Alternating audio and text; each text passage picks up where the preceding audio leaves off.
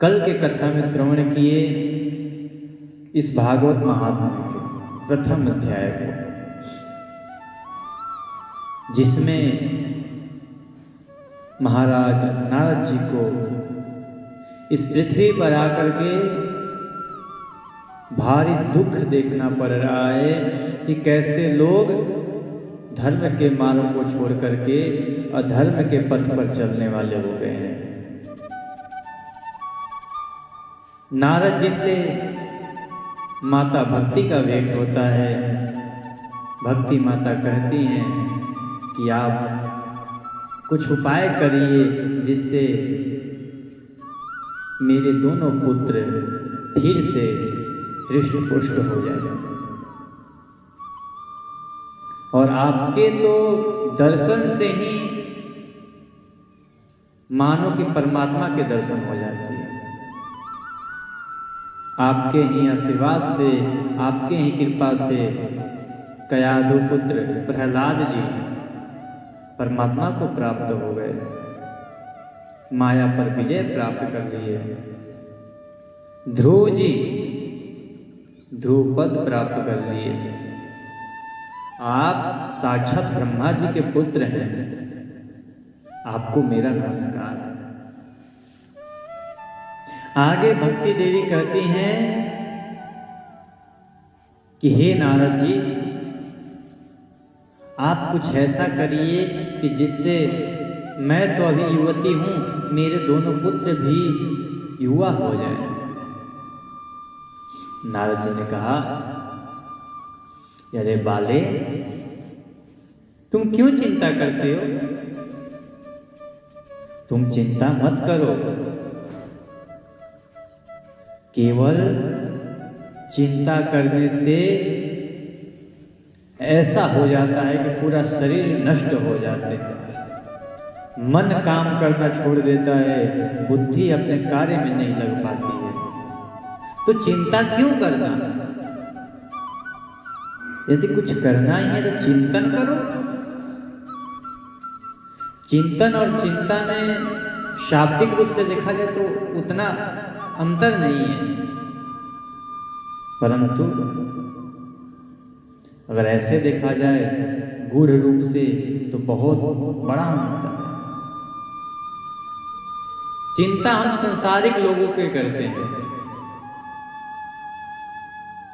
हम धन कैसे प्राप्त करें, हम ऐश्वर्य कैसे प्राप्त करें, हम शत्रुओं पर विजय कैसे प्राप्त करें, ये चिंता हो गई। और इस चिंता का करने से हमारा शरीर तो नष्ट होता ही है, हमारी उम्र भी कम होती है। और चिंतन तो संसारिक वस्तुओं का हो ही नहीं सकता। चिंतन तो केवल उस परमेश्वर का होता है। उस परमेश्वर को पाने के लिए मन जब व्यथित हो जाए कि अब परमेश्वर को पाने हैं, अब परमेश्वर को पाना है, समझ लीजिए कि चिंतन बढ़ गया है। और जब चिंतन बढ़ जाता है तो फिर वो परमेश्वर दर्शन देने में थोड़ी भी देर नहीं करते। आप देखिए, द्रौपदी के चरित्र से देखिए। महारानी द्रौपदी जब चिंता कर रही थी कि अब मेरा लाज कौन रखेगा, अब मेरा लाज कौन रखेगा, भरी कौरव सभा में ये दुशासन तो मेरे वस्त्र को खींच रहा है। जब महारानी द्रौपदी ने चिंता को छोड़ करके चिंतन किया, उस परमेश्वर का चिंतन किया, तो फिर चिंता करने की कोई बात ही नहीं रही, वो स्वयं आ गए। तो चिंता ना बढ़ाया जाए, जीवन में चिंतन बढ़ाया जाए। भगवान उन कौरवों के सभा में आकर के और अत्याचारियों के हाथों से द्रौपदी महारानी की रक्षा करते हैं। भगवान इन गोपियों को सनाथ करते हैं। वे श्री कृष्ण भगवान कहीं चले थोड़ी गए हैं, ऐसा नारद जी कहते हैं भक्ति जी से कि आप परेशान मत हो। जिन परमेश्वर ने इन दुष्टों से द्रौपदी की रक्षा की, इतने सारे गोप सुंदरियों के विचार को रखते हुए, उनके भाव को रखते हुए उनको सनाथ किया, वो श्री कृष्ण कहीं नहीं गए हैं। वो तो जब भक्त बुलाए, जहां बुलाए वहीं आ जाते हैं। और फिर तुम तो उनके प्रिया हो, तुम भक्ति हो, भगवान को सबसे प्रिय तुम हो।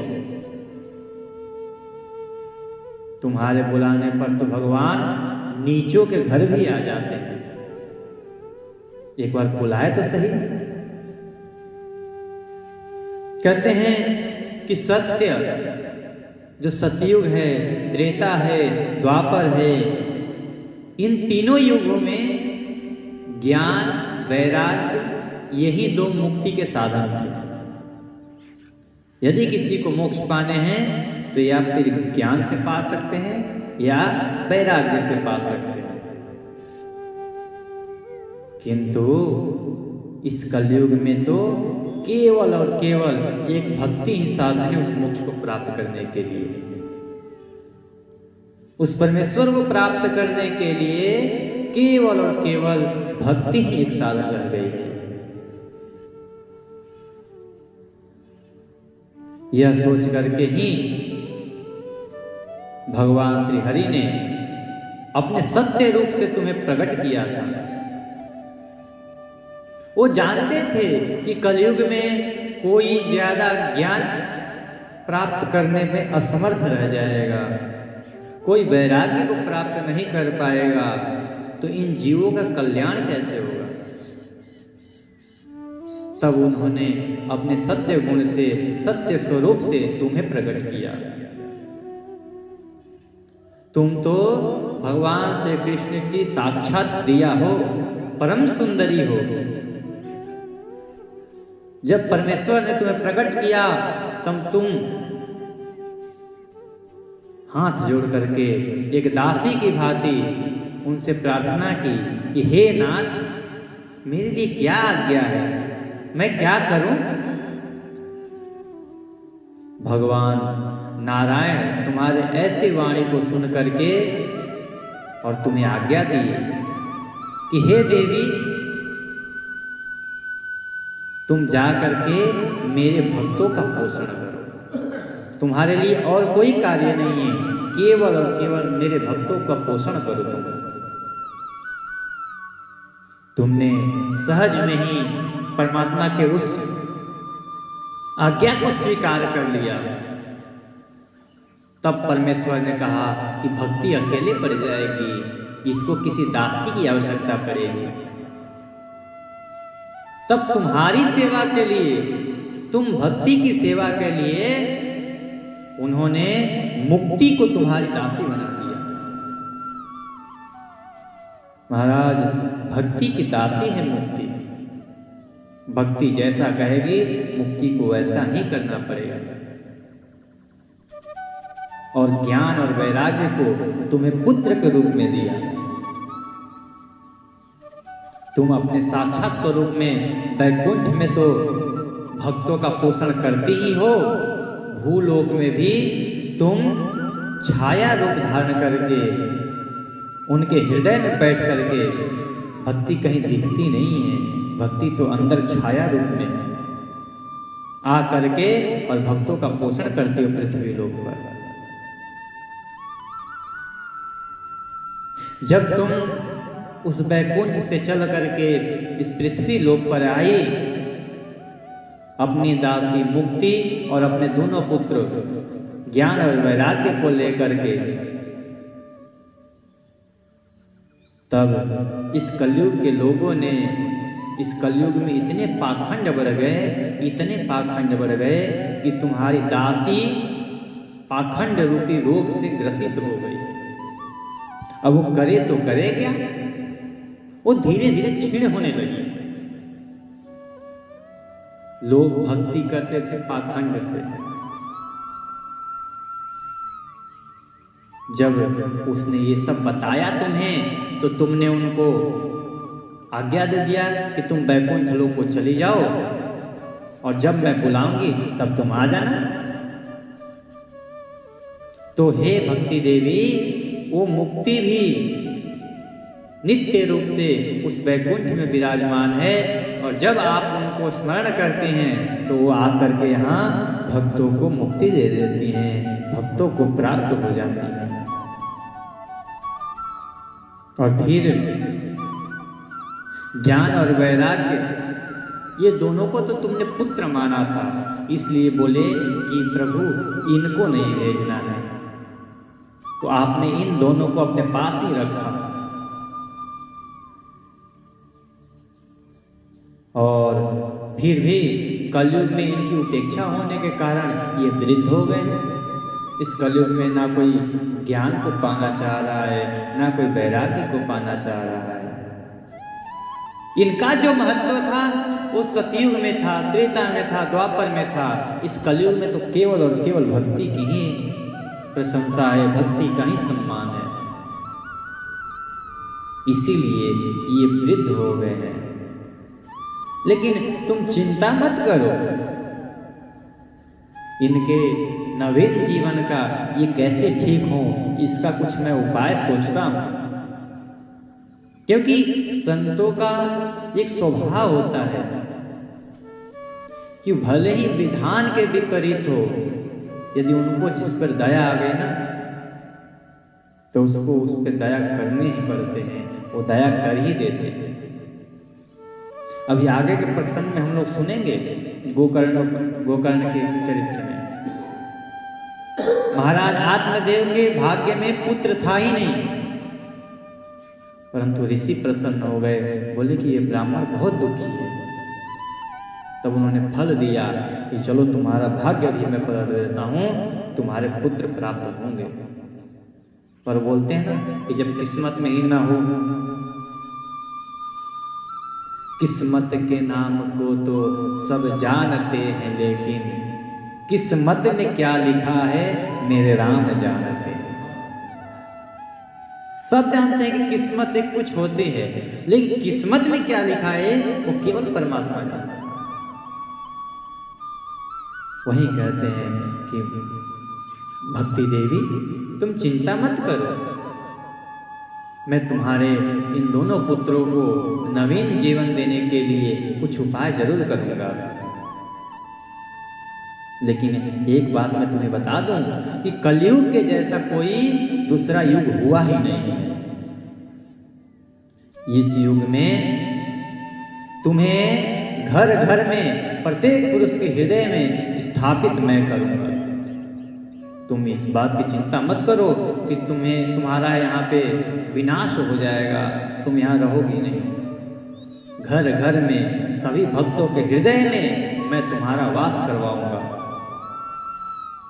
देखो, अन्य सब धर्मों को दबाकर और भक्ति विषयक महोत्सव को आगे रखकर यदि मैंने लोक में तुम्हारा प्रचार नहीं किया तो मैं भी ब्रह्मा जी के पुत्र नहीं, भगवान हरि का दास नहीं। ऐसा कह करके जब नारद जी ने भक्ति को देखा तो भक्ति बहुत प्रसन्न हुई और महारानी भक्ति बोली है कि हे नारद जी, आप मेरे इन दो पुत्रों ज्ञान और वैराग्य के जैसे ही आप मुझे अत्यंत प्रिय हैं। इसीलिए मैं आपको वचन देती हूँ कि मैं निरंतर आपके हृदय में ही वास करूंगी, आपको छोड़ करके कभी नहीं जाऊंगी।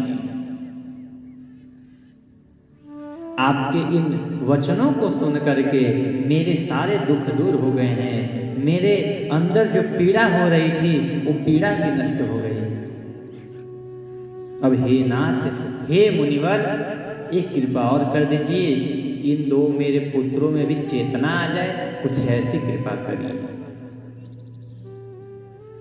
सूत जी महाराज कहते हैं, महारानी भक्ति के ऐसे वाणी को सुन करके नारद जी को बहुत करुणा आ गई और वो उन्हें आश्वासन दे करके और दोनों ज्ञान वैराग्य के पास जा करके उनको हिलाते डुलाते हैं। कभी कान में जाकर के बोलते हैं, कभी जोर जोर से हिलाते हैं, कहते हैं ओ ज्ञान वैराग्य उठो ना, उठो उठो खूब करते हैं, पर उन पर कोई फर्क ही नहीं पड़ता। ज्ञान और वैराग्य उठते ही नहीं। तब नारद जी समझे कि इनको ऐसे कहने से कोई फायदा है नहीं, इनको वेद ध्वनि सुनाया जाए। नारद जी ने वेद पाठ किया, वेदांत का पाठ किया, और तो और बार बार गीता जी का पाठ किया, बहुत सारे उपाय किए, परंतु उन पर कोई असर ही नहीं पड़ता। जब थोड़ा सा वेद ध्वनि उनके कानों में जाता तो थोड़े समय के लिए उठते थे, फिर वहीं आलस्य के कारण फिर वो सो जाते थे। थक गए नारद जी कि अब क्या करें, कैसे करें। ऐसा कई बार किए, कई बार वेद पाठ किए, कई बार उनको गीता का उपदेश किए। ये वैसे ही हो रहा था कि जैसे मानो कोई गीले लकड़ी में आग लगाना चाहता हो, वो थोड़ी से धुआं करके फिर अपने आप बुझ जाती है। वैसे ही ज्ञान और वैराग्य वेद ध्वनि के श्रवण से थोड़े समय के लिए तो उठते थे, फिर अपने आप आलस्य के कारण वो फिर से सो जाते थे, फिर से मूर्छित हो जाते थे। ये सुन करके वहां पर आकाशवाणी हुई कि हे नारद जी, आप जो ये प्रयत्न कर रहे हैं, आप जो ये साधना कर रहे हैं, ये आपका साधन सार्थक होगा। आप चिंता मत करिए, आप उदास मत होइए कि आपका ये परिश्रम निष्फल जा रहा है, परंतु ये जो अभी आप उपाय कर रहे हैं, इससे इनका मूर्छा भंग नहीं होगा। इनके लिए तो कोई और सत्कार्य करने होंगे, आपको और कोई सत्कर्म करने होंगे। नारद जी सोचे सत्कर्म करने होंगे, वो सत्कर्म क्या है? तब आकाशवाणी ने कहा कि ये सत्कर्म आपको कोई महायोगी महातपस्वी ही बताएंगे, आप उन्हीं को ढूंढिए। ये वाणी को सुनकर नारद जी सोचने लगे कि कौन ऐसा तपस्वी है जो बताएगा। इन्हें ये तो कह दिए कि महाज्ञानी बताएंगे, पर वो महाज्ञानी है कौन आखिर? वहीं भक्ति महारानी भी थी। भक्ति महारानी को समझाए कि आप चिंता मत करिए, मैं उन महात्मा को ढूंढने जा रहा हूं जो ये सत्कर्म बताएंगे, जिससे आपके दोनों पुत्रों का मूर्छा भंग हो जाए। और भक्ति महारानी ज्ञान वैराग्य को वहीं छोड़ करके और नारद जी आगे चल रही है। बड़े बड़े संतों के पास जाते हैं कि महाराज, आकाशवाणी ने तो ऐसा कहा कि ज्ञान और वैराग्य को फिर से नवीन जीवन देने के लिए कोई सत्कर्म करने होंगे। वो सत्कर्म क्या है? सूत जी महाराज जी कहते हैं कि सौनक जी, नारद जी के ये वाणी को सुन करके कोई भी ऋषि जवाब ही नहीं देता। सौनक जी बोले, क्यों महाराज, क्यों नहीं देता? ये तो बड़े बड़े ज्ञानियों के पास जा रहे थे। कहते हैं कि जिनके पास जाएं वो सोचे कि जिस सत्कर्म के बारे में देवर्षि नारद पूछ रहे हैं, देवताओं के ऋषि ब्रह्मा जी के पुत्र, जब उनको नहीं पता तो हम क्या बताएंगे। इसीलिए कोई किसी बात में घुमा दे रहा है, कोई उल्टा सीधा बता रहा है, पर वो सत्कर्म कोई नहीं बता रहा है जिसके करने से ज्ञान और वैराग्य की मोक्ष हो जाए, उस बंधन से छूट जाए। नारद जी बहुत परेशान हुए और बोले कि अब ये ऐसे पता नहीं चलेगा, कोई नहीं बताएगा, क्योंकि इतने सारे से पूछा कोई बता ही नहीं रहा। तब नारद जी महाराज चिंतातुर होकर के और बद्री वन की ओर चल दिए। मन में ये ठान लिया कि अब मैं तपस्या करूंगा, क्योंकि जो किसी चीज से प्राप्त नहीं होती हैं वो तपस्या से प्राप्त हो जाते हैं। ब्रह्मा जी को भी जब सृष्टि की रचना करने को भगवान ने कहा तब उन्होंने भी तप किया, तब जाकर के इस सृष्टि की रचना की। नारद जी के विचार में आया कि अब मैं ज्ञान और वैराग्य को जगाने के लिए अब तप करूंगा। उसी समय नारद जी बद्री वन की ओर, इधर हम लोग के बद्रीनाथ यहीं उत्तराखंड में आए, और उसी समय रास्ते में ही उनको करोड़ों सूर्यों के समान तेजस्वी सनकादि मुनीश्वर दिखाई दिए। उन्होंने देखा कि नारद जी चिंतातुर हैं। तब उन मुनीश्वरों ने कहा, मुनीश्वरों से कहे, नारद जी ने कहा, अरे महात्माओं, अरे जरा मेरे समस्याओं का भी तो समाधान कर दीजिए, क्योंकि आपका दर्शन हो गया, ये तो मेरे कई जन्मों के भाग्य उदय हुए हैं। ऐसे समय में आपके जैसे श्रेष्ठ महात्माओं का दर्शन हो जाए तो मैं अपने भाग्य की सराहना करता हूँ, और मैं मानता हूँ कि मेरे ऊपर परमात्मा ने कृपा की है, तभी आपके दर्शन हुए हैं। आप मेरे पर कृपा करिए और वो शीघ्र ही उपाय बताइए, वह शीघ्र ही साधन बताइए जिससे ज्ञान और वैराग्य को जगाया जा सके। क्योंकि मेरे अनुमान से जो आकाशवाणी कही थी कि आपको कोई संत बताएंगे, तो मेरे अनुसार आपसे बड़ा कोई संत नहीं है इस दुनिया में। आप लोग बड़े योगी हैं, आप लोग पूर्वजों के भी पूर्वज हैं। आप लोग तो हमेशा वैकुंठ में निवास करने वाले हैं और भगवान के नाम का कीर्तन करते रहते हैं। आप लोग केवल भगवान के कथामृत का ही पान करते हैं। आप लोगों को तो कुछ काम ही नहीं है, केवल एक ही काम है, भगवान का कीर्तन करना, भगवान का कथा सुनना, भगवान का कथा सुनाना।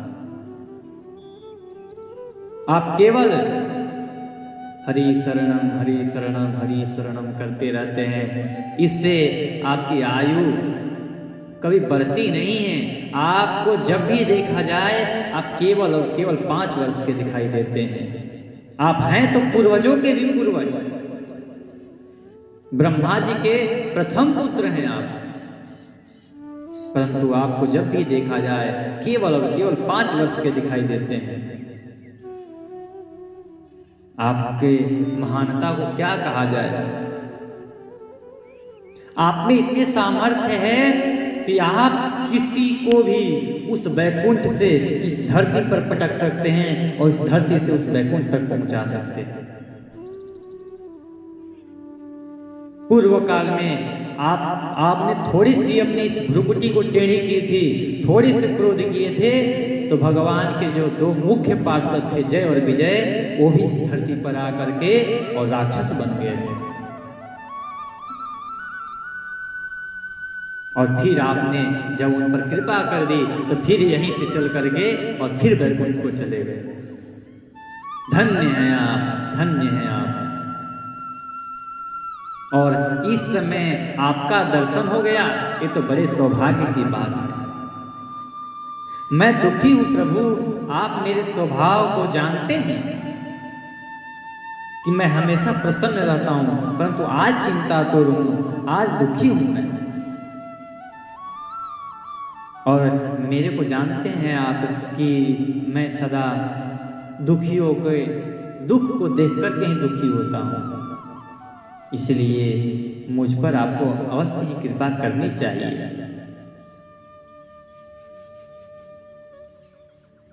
आप बताइए कि जो आकाशवाणी ने की थी वो कौन से सत्कर्म है, कौन से सत्कर्म करने चाहिए मुझे, वो कौन सा साधन है और उसका मुझे अनुष्ठान कैसे करना है। नारद जी के ऐसे प्रेम भरी वाणी को सुन करके सनकादि लोग प्रसन्न हो गए और बोले, अरे देवर्षि, आप चिंता क्यों कर रहे हैं? आप चिंता बिल्कुल मत करिए, मन में प्रसन्नता लाइए।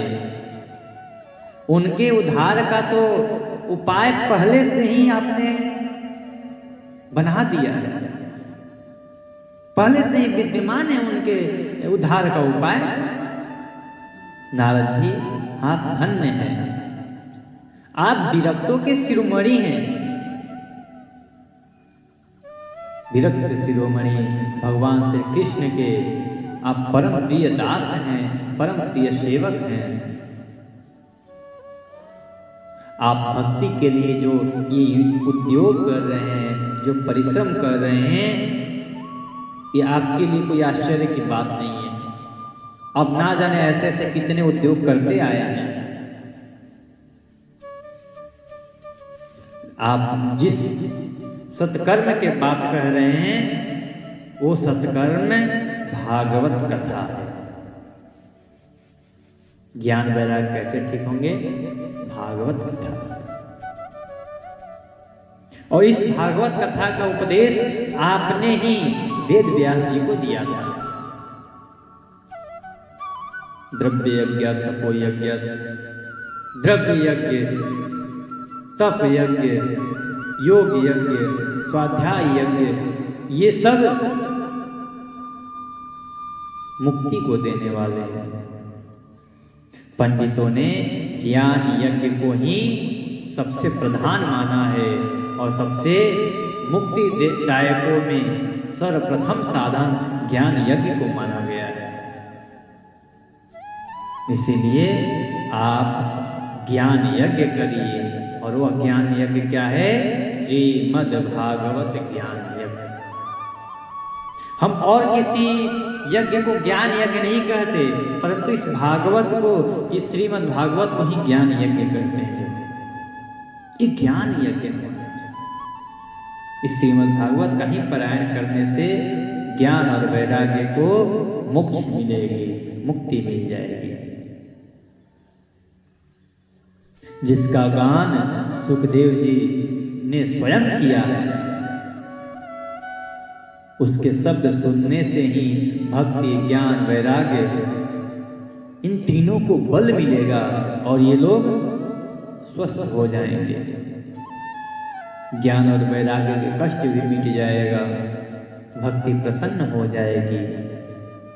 इसीलिए आप इस यज्ञ को करिए, क्योंकि भागवत की ध्वनि से ही कलयुग के सारे दोष नष्ट हो जाते हैं। ऐसी वाणी सुनकर के नारद जी ने कहा कि हे नाथ, हे मुनीश्वरों, मैंने तो वेद, वेदांत, गीता पाठ, ना जाने कई सारे उपाय किए, किंतु फिर भी भक्ति, ज्ञान और वैराग्य ये तीनों नहीं जगे। ऐसी स्थिति में श्रीमद् भागवत सुनाने से वे कैसे जगेंगे? क्योंकि उस कथा के प्रत्येक श्लोक और प्रत्येक पद में भी वेदों का ही तो सारांश है। जब हमने वेद पाठ सुनाया उससे नहीं जगे, तो वेद के सारांश से कैसे जग जाएंगे? जैसे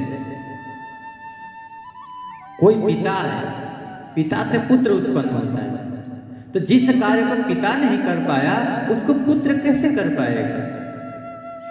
वैसे ही वेद से ही तो भागवत जी उत्पन्न हुए हैं। तो ये भागवत जी कैसे उस भक्ति और ज्ञान और वैराग्य को पुष्ट कर पाएंगे? मुझे इसमें थोड़ी संशय है महाराज, इस संशय को दूर करिए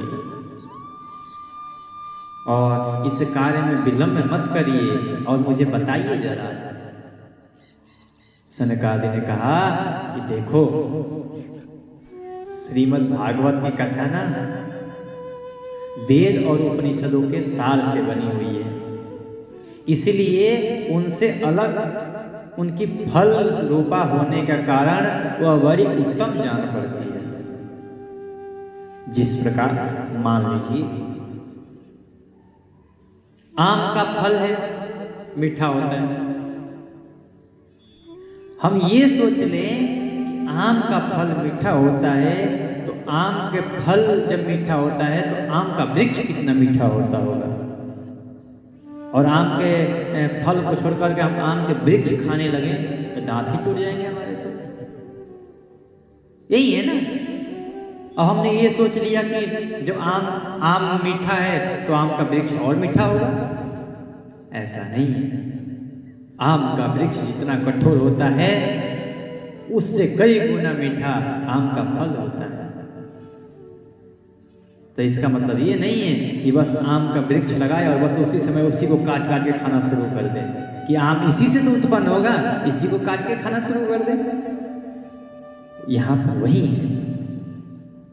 ये वेदांत और उपनिषद जो है ये वृक्ष है, और वृक्ष से उत्पन्न होने वाला फल भागवत है। तो हमें वृक्ष, अगर वृक्ष नहीं होगा तो फल भी नहीं होगा, परंतु हमें फल की इच्छा करनी चाहिए। और उस फल को ही हमें खाना है, वृक्ष थोड़ी खाने हमें, लेकिन वृक्ष के भी सेवन करने हैं। और वृक्ष के सही से सेवन नहीं करेंगे तो उसमें फल नहीं आएगा। तो हमें वेद वेदांत उपनिषद पढ़ने चाहिए। क्यों पढ़ने चाहिए? कि हमें फल प्राप्त करने। और फल क्या है? भगवान श्री कृष्ण की प्राप्ति। ये श्रीमद् भागवत महापुराण है। आपने तो उनको खूब गीता पाठ, वेद पाठ, उपनिषद पाठ करके सुना दिया, वृक्ष के जड़ी कूट कूट के पिला दिया, परंतु उनको फल तो खिलाइए। ताकत तो फल खाने से आएंगे। कहे कि ये तो आप सही बात कर रहे हैं। एक उदाहरण और देते हैं। कहते हैं कि जो खांड होता है, ये जो गुड़ गन्ने का खांड बनते हैं, वो खांड ईख के हर जगह में विद्यमान होता है, हर जगह विद्यमान रहता है। लेकिन अलग होने पर उसकी कुछ और ही मिठास होती है। ऐसे जैसे में अब हम गन्ने को लेते हैं, गन्ने का रस पीते हैं, उसका स्वाद अलग होता है, और खांड खाएं तो उसका स्वाद अलग, गुड़ खाएं तो अलग, चीनी खाएं तो अलग। उसी प्रकार से वेद का स्वाद अलग है और इस भागवत का स्वाद अलग है। इसलिए हे नारद जी, आप कहाँ उनको गन्ने चुसा रहे हैं? आपको खिलाने तो एक खांड खिलाइए, मीठा कितना अच्छा है, मन प्रसन्न हो जाएगा। वो कहते हैं ना, जो गुड़ खाएगा वही उसका स्वाद बताएगा, दूसरा क्या जाने उसका स्वाद। हम इस स्वाद को जानते हैं। सनकादि कहते हैं हम इस स्वाद को जानते हैं क्योंकि हम लोग निरंतर इसी में लगे रहते हैं। आप यहीं उनको भागवत का श्रवण कराइए। पूर्व काल में जिस समय वेद वेदांत के परम ज्ञानी, गीता के भी रचना करने वाले, महाभारत जैसे ग्रंथ की रचना करने वाले भगवान वेद व्यास ने 17 पुराणों की रचना कर ली, वेदों का भी 4 व्यास कर दिया, परंतु उनके मन को शांति नहीं मिली। तब आपने ही उनको जा करके इसी भागवत के मूल तत्वों को 4 श्लोकों में बताया था। आपने ही उनको उपदेश किया था, और आपके उन 4 श्लोकों के ज्ञान से, 4 श्लोकों के उपदेश से उनके सारे दुख दूर हो गए थे। फिर इसमें आपको आश्चर्य नहीं करनी चाहिए कि इस पुराण की कथा से, इस महापुराण की कथा से ज्ञान और वैराग्य के इन दुखों को दूर नहीं किया जा सकता है। आपको उन्हें शोक और दुख का विनाश कराने के लिए उनको भागवत महापुराण ही सुनाना चाहिए। सनकादि ऋषियों के बात सुनकर के नारद जी ने कहा, हे महानुभाव, आपका दर्शन जीव के संपूर्ण पापों को तत्काल ही नष्ट कर देता है और जो संसार दुख रूप दावानल से तपे हुए हैं उन पर शीघ्र ही शांति की वर्षा कर देती है। ये जीव तो इस संसार में दवानल में भटक रहे हैं, दवानल में जल रहे हैं खूब। ईर्ष्या, द्वेष, काम, क्रोध, मद, लोभ, अहंकार सब घेर रखे हैं। चारों प्रकार से अग्नि, हर तरफ से अग्नि लगी हुई है, कहां से बचेंगे? जमीन पर पांव रखते हैं, जमीन भी तप्त हो रही है, गर्म हो रही है। ऊपर देखते हैं तो ऊपर से भी अंगारे बरस रहे हैं, दाएं देखे तो दाएं अंगारे, बाएं देखे तो बाएं अंगारे, हर जगह अंगारे अंगारे हैं। कैसे बचे इस अग्नि से? इस अग्नि से बचने के लिए यदि आपका दर्शन हो जाए तो मानो कि बरसात हो गई है, और उतने तप्त की अवस्था में, उतने गर्मी की अवस्था में भी यदि किसी को बारिश की एक बूंद मिल जाए तो मानो उसको मोक्ष मिल गया। जिस प्रकार कोई कहते हैं ना कि सुख दो ही जगह मिलते हैं, एक तो उस परमात्मा की प्राप्ति में, और एक जब किसी को खुजली हुई हो तो उस खुजलाने में। जब खुजली हुई हो या कोई खुजलाता है तो मानिए उसको स्वर्ग मिल गया, उससे बड़ा सुख कहीं नहीं इसको उस संसार में। और जब उसको खुजलाते खुजलाते वो ज़्यादा हो जाता है और जो उसमें से पानी जैसे निकलने लगते हैं तो फिर उसमें जब वो दर्द करता है तो मानो को स्वर्ग से पटक के कोई नर्क में फेंक दिया। वहीं बोलते हैं आप, कहते हैं कि वैसे ही है कि जैसे किसी को खुजली हो गई हो, खुजलाते खुजलाते उसको स्वर्ग की अनुभूति होती है, वैसे ही इस दावानल में फंसे हुए लोगों को यदि आपके दर्शन हो जाए तो एक बूंद बारिश की जैसे मिल जाए, वैसे ही हो जाते हैं। आप निरंतर भगवान शेष के मुखों से गाए हुए भगवान के कथामृत को श्रवण करते रहते हैं, पान करते रहते हैं। आप धन्य हैं, मैं आपकी शरण लेता हूँ, आपको नमस्कार करता हूँ। नारद जी कहते हैं कि जब अनेकों जन्मों के संचित पुण्य पुंज का उदय होता है तब मनुष्य को सत्संग सुनने का अवसर प्राप्त होता है, तब वह उसके अज्ञान जनित मोह और मद रूपी अंधकार का नाश कर सकता है। इसलिए हे नाथ, आप धन्य हैं। नारद जी अब अगले अध्याय में भक्ति महारानी के कष्ट की निवृत्ति का उद्योग करेंगे और सप्ताह ज्ञान यज्ञ का श्रवण करेंगे। नारद जी ने पूछा उनसे कि अब मैं भक्ति और ज्ञान वैराग्य को स्थापित करने के लिए प्रयत्न पूर्वक इस भागवत कथा को तो करूंगा, परंतु यह यज्ञ मुझे कहाँ करनी चाहिए? आप इसके लिए कोई स्थान बताइए और इसको कब करने चाहिए? आप कोई इसका ऐसा स्थान बताइए और मैं कहाँ करूं, यह भी बताइए, और कितने दिनों तक इसको करने चाहिए, ये सब मुझे विधि बताइए। इन सब विधियों को हम लोग कल श्रवण करेंगे। आज की कथा हम लोग यहीं तक रखेंगे। बोलिए श्री वृंदावन बिहारी लाल की जय।